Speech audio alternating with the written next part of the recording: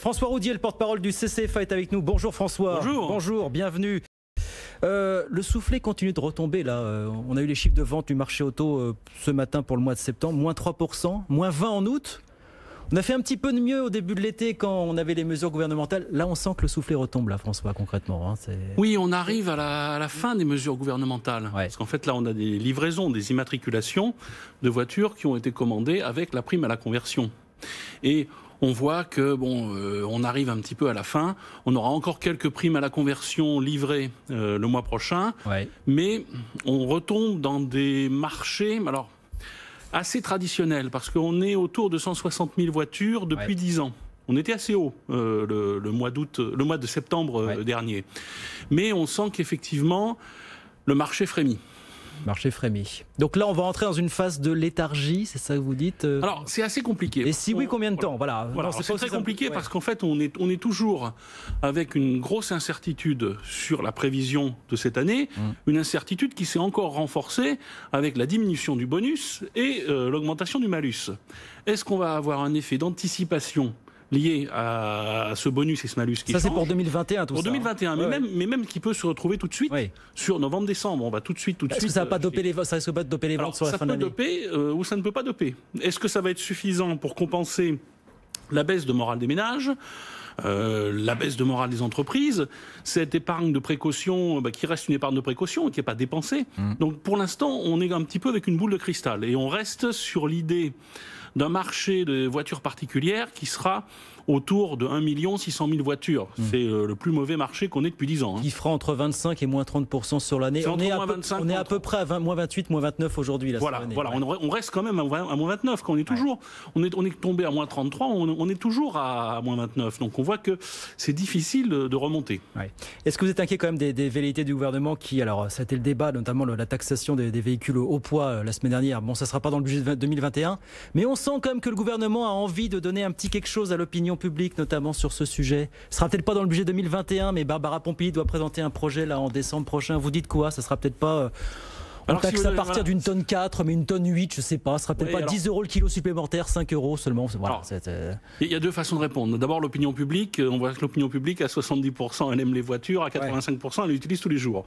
Et ce qu'on note après, dans un deuxième temps, c'est que on a des règles de taxation qui changent tous les ans, si ce n'est pas tous les 6 mois, ce qui perturbe complètement le secteur automobile, nous constructeurs, les patrons des concessions automobiles qui sont forcés de refaire leur business model quasiment tous les 6 mois.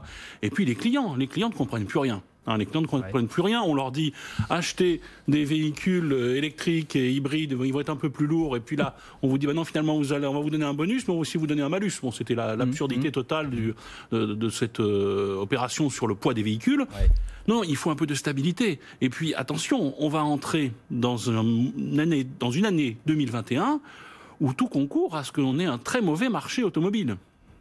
Entre effectivement ce durcissement des malus, effectivement ces bonus qui seront moins voilà, et puis la crainte générale, lorsque l'économie va mal, ça favorise pas les renouvellements de véhicules. On voit qu'actuellement le marché du véhicule utilitaire léger est bon, il a augmenté parce que les gros clients, le BTP en particulier, a pris de nouveaux véhicules qui consomment moins et qui sont plus utiles pour eux. Mais que se passera-t-il si tout s'arrête l'année prochaine? D'autant, François, qu'on a fait des mesures gouvernementales pour soutenir la transition écologique, pour soutenir l'achat de véhicules hybrides rechargeables électriques. Ça a frémi un petit peu, effectivement, au début de l'été, mais ça retombe. Est-ce qu'au-delà, malgré toutes les aides, tous les bonus qui sont mis sur la table, est-ce qu'on n'arrive pas aujourd'hui à la limite de l'exercice, finalement, compte tenu des prix de ces véhicules qui restent encore prohibitifs, il faut bien le reconnaître, finalement. Oui et non. C'est-à-dire qu'on voit qu'il y a une appétence, quand même, pour ces véhicules, et tous les patrons, Jean-Philippe Apparato, ici, il était même surpris de voir ce genre de commandes. Oui, mais à un moment donné, c'est rédhibitoire, peut-être. On se retrouve avec un phénomène complexe. C'est-à-dire que vous avez des fans qui ont les moyens de payer et qui vont prendre ces voitures. Le moment va arriver où nos vendeurs vont être forcés de vendre des voitures à des gens qui les veulent peut-être pas forcément. Donc il y a tout un travail important. Donc il faut que tous les arguments soient là pour favoriser ces véhicules. S'il n'y a plus de bonus, alors déjà qu'ils sont plus chers, s'il n'y a plus de bonus, s'il n'y a pas de borne de recharge, si on vous dit que finalement on risque d'avoir une taxation sur le poids, on va dégoûter complètement les gens de ces véhicules électrifiés, et on va casser la transition écologique. Donc il faut être très prudent. Puis c'est comme aussi surmalucer les véhicules qui émettent du CO2. Alors alors peut-être que c'est politiquement correct, mais enfin, le bonus est financé par le malus. Oui. Donc que se passera-t-il? On va encore réduire plus le bonus si on a moins de malus. Ou alors ça se passe sur le marché de l'occasion, mais le marché de l'occasion sur l'hybride rechargeable électrique, je pense qu'il n'est pas encore assez développé. Il n'est pas assez développé, le marché n'est pas assez développé.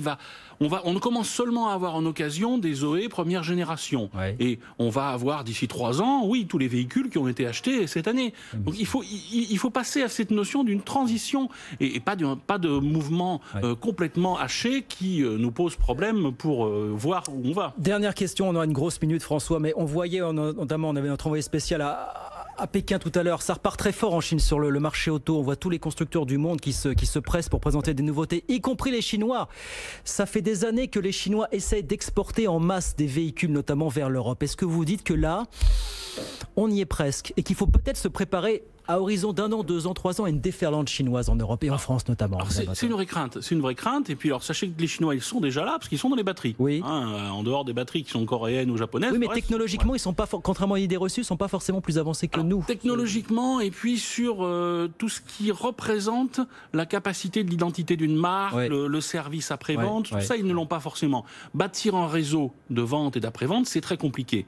Donc là pour l'instant ils l'ont pas. On a vraiment besoin, dans les années qui arrivent, d'avoir un vrai soutien, un vrai système qui soit en faveur de ce que nous sommes en train de vendre. Sinon, on va se retrouver complètement piégé par des Chinois qui vont arriver avec des véhicules qui cassent les prix et qui trouveront quand même leur clientèle. Et ça passe par quoi? Ça par une offre produit plus adaptée, puis il y aura une concertation européenne, c'est au niveau européen que ça doit jouer? Non, les produits, on les a. On n'arrivera pas à arrêter les voitures chinoises. C'est comme les magnétoscopes à Poitiers. Il faut être lucide. On sera sur un système de concurrence, mais il faut que cette concurrence elle soit loyale et puis surtout que du point de vue du gouvernement français, on continue à nous aider à faire comprendre aux clients que la génération future de leurs véhicules sera des véhicules électrifiés.